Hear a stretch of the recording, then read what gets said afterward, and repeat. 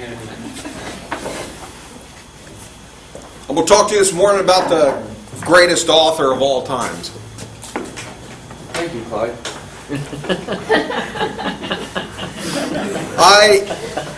I love history. And if we weren't doing more important things here this weekend, coming to Birmingham, I'd like to know, like, who are the first people who came to Birmingham, you know, and where it got its name from, and how it developed, and how it progressed, and how it grew. I'd like to go around and see, like, some of the oldest places. Those are the things I'd be interested in doing when I come to a place. Just something that's interesting to me, to see how we got where we're at. Maybe a part of it is I was born and raised in a very historical area, and I was born and raised in Hampton. It's claimed to fame the oldest continuous English-speaking settlement in America. And just a few miles away was Jamestown and Yorktown and Williamsburg, and would go there all the time. I just loved history. And then when we moved to Central Virginia, we first lived near, it's hard to tell you this, we first lived near Appomattox, where Lee surrendered to Grant. And the house is there where Lee surrendered to Grant. Well, sort of. They, after the war, the United States government come and took the house apart and numbered it. And they were going to move it to Washington, D.C. and set it up there, the surrender house. And it sat in storage for many, many years. And finally it was moved back to Appomattox and reconstructed in the same place where they took it down from. I love history like that. Then we moved from there, we moved near Charlottesville, Monticello. I love to go to Monticello and look out on that high mountain and overlook Charlottesville and the University of Virginia that Thomas Jefferson. I just love history. I love to see how things got to be the way they are. And I remember as a small boy, and once again, anytime I go to an area, I just want to see the sights there, get a little information of what's going on. And I remember when I was just a small boy, we made a trip north, and we went to Hartford, Connecticut. And I remember we went to the house of Samuel Clemens. And I remember I was fascinated with that. And what a great author Mark Twain was. And it's amazing to me the ability of authors, and specifically novelists, to take a blank sheet of paper and create people out of their imaginations, and to create circumstances that didn't exist before, and drama and intrigue and intertwined characters to tell stories that will captivate your attention, where you can't either stop reading, or if they get transferred to the big screen, you can't stop watching. Just fascinating. And great novelists are honored and respected. And they're some of the most celebrated figures of society. But the scriptures introduce us to the greatest author of all time. And I'll read this to you in Psalm 139:16. If you have a concordant version, just write the verse down. I'll read it to you for time's sake. But if you have a concordant version, you'll get the power of this verse. If you have another version like the King James, you won't even know what they're talking about.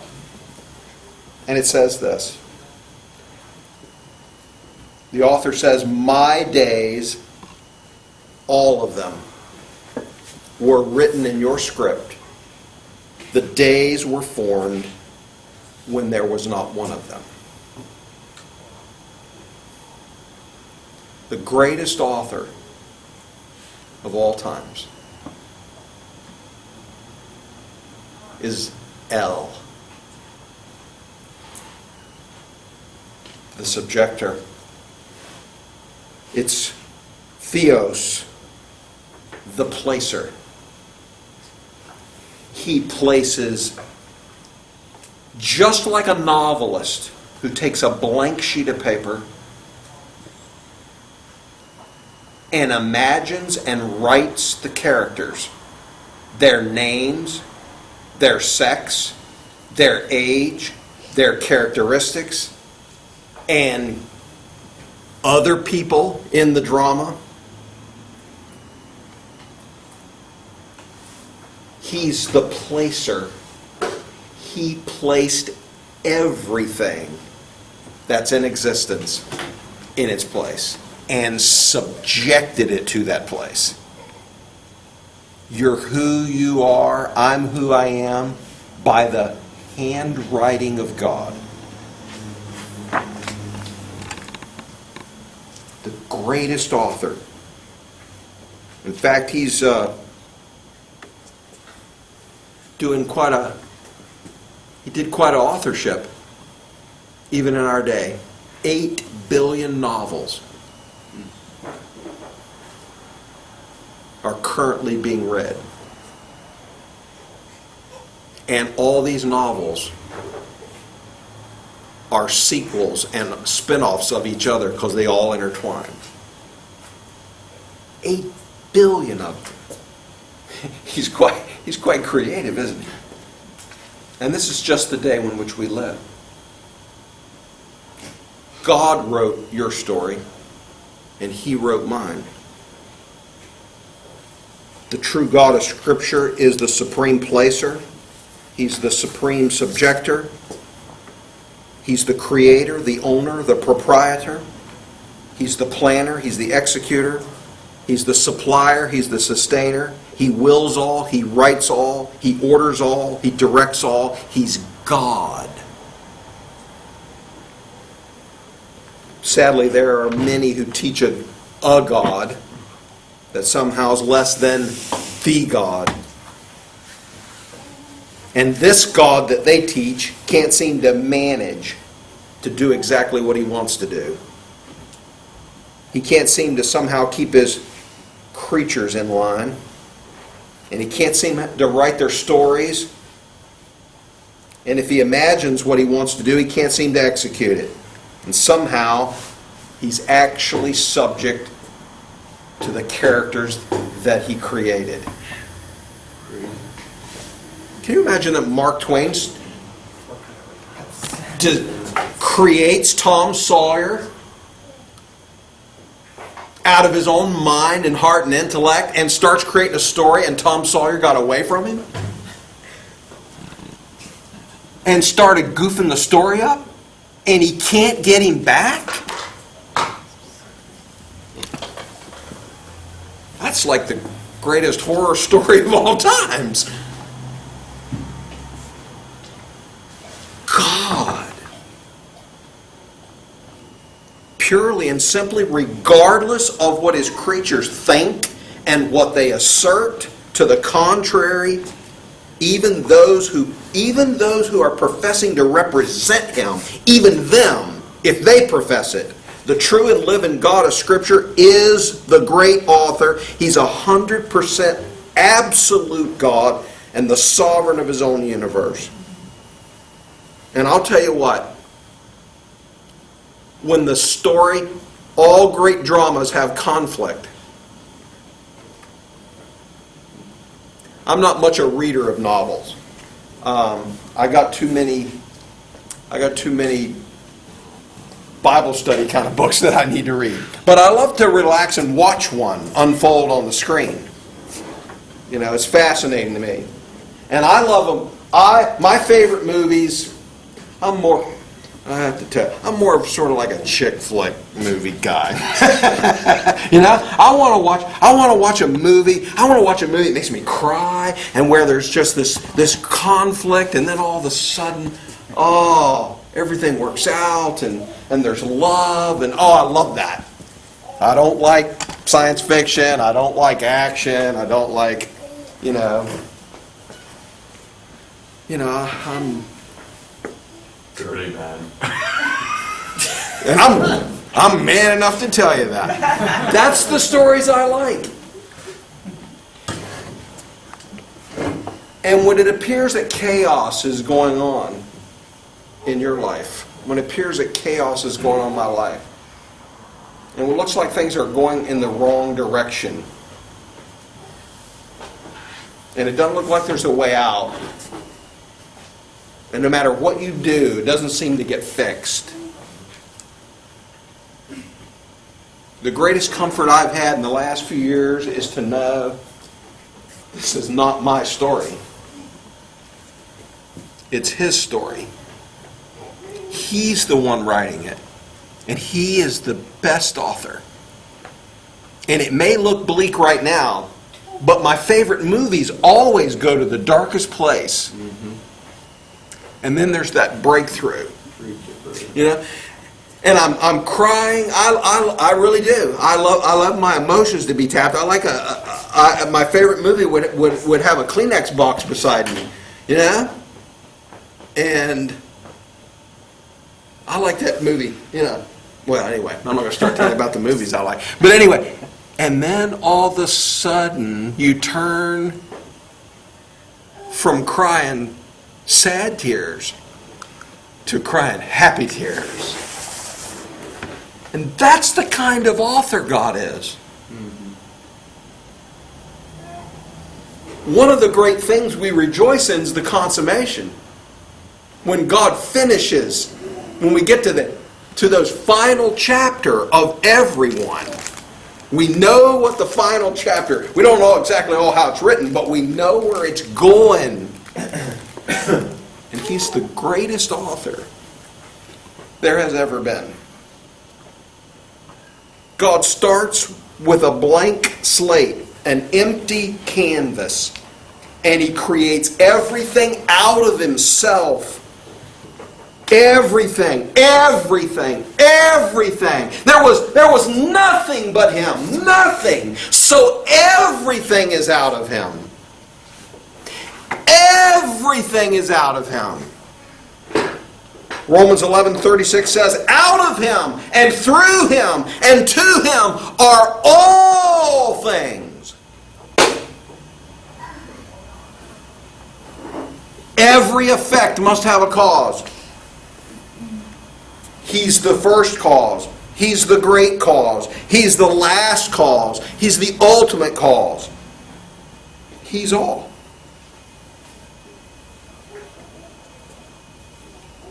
And this is really the first and great thing we need to know about God. And when times get hard and things are rough, this will give you peace, knowing that He's in charge. This is where we start in our doctrine. We start big. A lot of people's doctrine starts small. It starts with man. And if you start small with your doctrine, you'll end up to be humanistic and evolutionary in your theology. But if you'll start big in your doctrine with God, the answers of life will be there.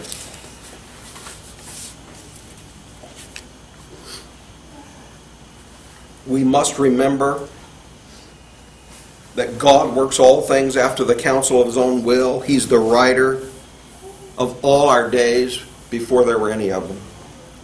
And He's operating all in accord with the counsel of His own will. God's responsible for His creation. That's what creatorship and headship and fatherhood are all about. Being responsible.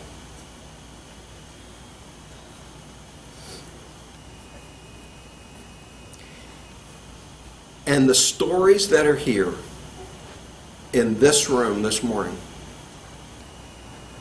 I love to hear them. I think one of my favorite things when we do get together as believers, as the called out ones, is to hear about your journey. How'd you get here?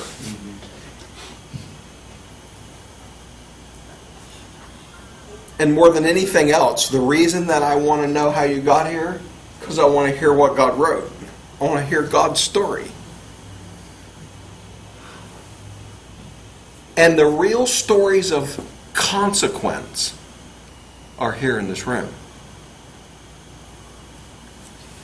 One of the things I love to watch like PBS and the History Channel. I love to watch biographies. I think they're fascinating. The biographies of consequence are in this room. I'm going to suggest to you that there's going to come a day when God clears the planet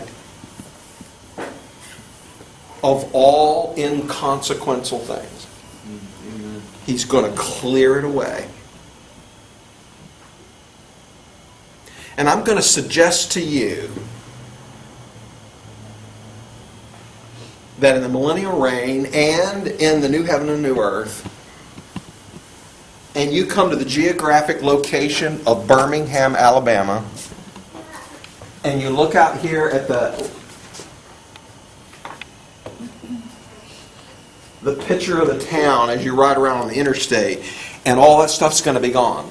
And I'm going to make a wild suggestion to you based on what I learned from God looking at him in the Old Testament and what he has to say about memorials and remembering things. And I'm going to suggest to you that there's going to be a tool store in a garage that's going to be left, that's going to be here intact as a monument, as a testimony. And that the people of the earth are going to come to Birmingham, Alabama, to see where the rulers of the celestial met and got their training.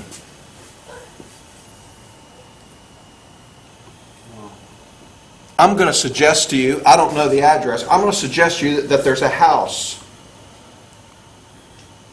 in Canton, Ohio, that I hear you give the address quite often. I'm going to suggest that house is going to be there. What governments do you know of that don't preserve all their places of significance and consequence? And although we're not a part of the nation Israel, we're its sister program that actually rules above them. And there's going to be a house that's going to be preserved as a testament. Not where George Washington slept, not Mount Vernon. It's not going to be there. The Football Hall of Fame is going to be gone. Any other great attractions in Canton are going to be gone.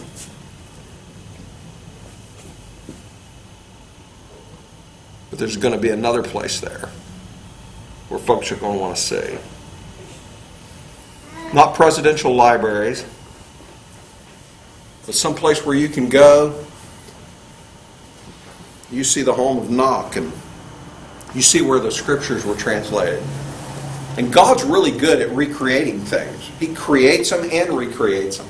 You know, people say, oh, well, what happens if you get cremated when you die? Wait a minute. He didn't have trouble making you the first time. You think he has trouble in reassembling things and getting them back? Remember that house in Appomattox that got taken all apart? Where Lee surrendered the grant, it got moved to D.C., and it set and ended up in storage and started to deteriorate, and they finally brought it back and put it right back where it was. Because this is important history. It's important. This is stuff of consequence to American history. A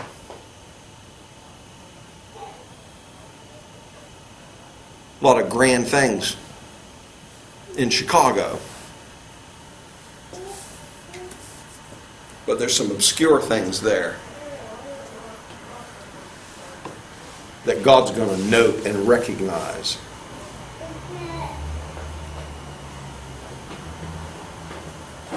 Talked about the presidential libraries and all the significance.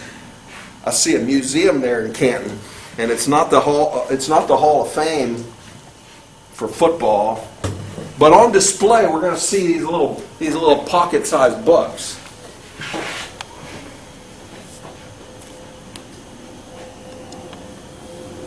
And the story of what God did to bring those books into life. You probably see the manuscripts where they were originally written. Probably don't even exist right now. That's okay. God's good at reconstructing things. I mean, we're talking about, what I'm trying to convey to you is we're talking about this life that we have, this calling we have is real.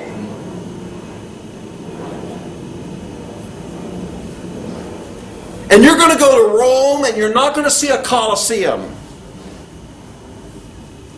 But I suggest to you, what if there will be a Roman prison cell? There are things I always wanted to do in my life. I want to see where Paul was chained up and where he wrote Ephesians. I want to see this place. That's the place I want to see. I want to see A.P. Adams' house in Beverly, Massachusetts.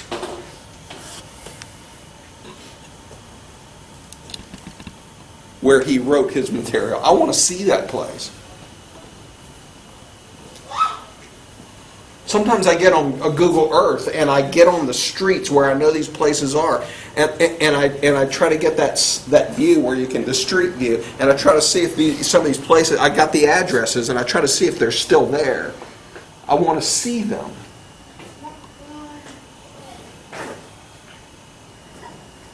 I want to see these places. They're places of consequence. The Declaration of Independence, really? The U.S. Constitution, really? Behind glass and guarded, really? Inconsequential, really? Flawed by design. That's of consequence. The problem of evil. That's something of consequence.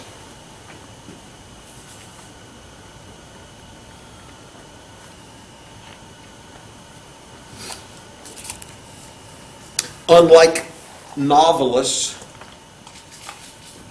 well, maybe I should say like novelists, God takes blank a sheet of paper and out of himself he creates people and circumstances and drama and interchange. But unlike novelists, he brings them to life. Not just on a screen.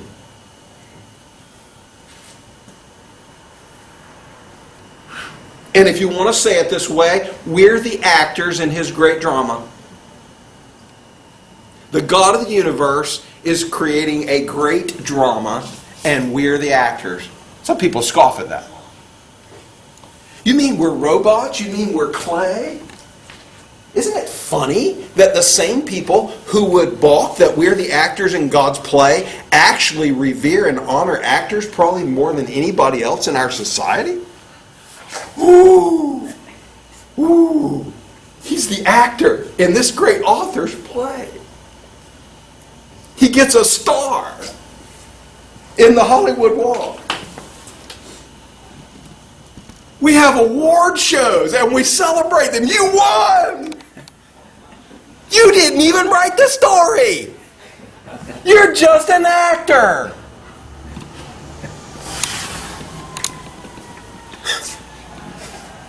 Isn't that weird? And then all of a sudden, God writes a great story, and you get to be the actor in it, and all of a sudden, this is a bad thing.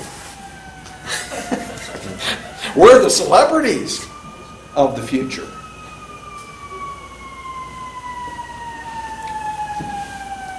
One day human history will be set right. You know, we always hear, the victors, the people with the most guns and the most power and the most ruthless, they get to tell how they get to report history. And one day God's going to wipe the slate Like Martin will clean off his desk, going to wipe the slate, and the real picture of history is going to be visible to all. And God's work will be duly noted. There's another place in Rome that I'm looking forward to visiting when everything gets set right. And it's a rental house in Rome that Paul rented. I want to see that place where he brought the saints in. I want to go over to Colossae,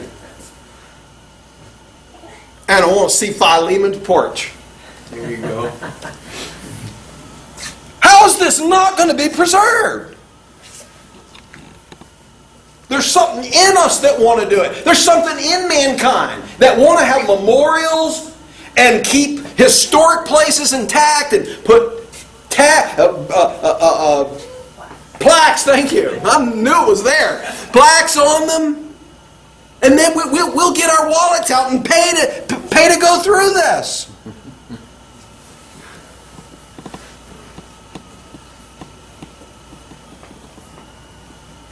God's going to set the record straight. Hebrews chapter 6, verse 10.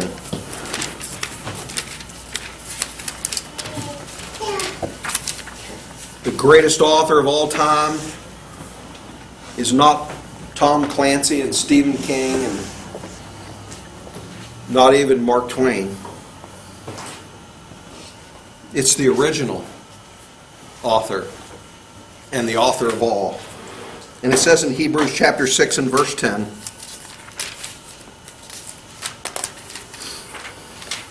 I should get there. For God is not unjust to be forgetting your work and the love which you display for His name when you serve the saints and are serving. God is not unjust to forget. Nobody knows right now who we are. Our society is great at remembering what they think is important and memorializing it. And one day God's going to clear the deck. He's going to set all the stories straight, and He's not going to forget. Those of us who cried and wept and were in dishonor and of ill repute, who labored for Him by faith in spite of what we saw. And it's going to be a grand day.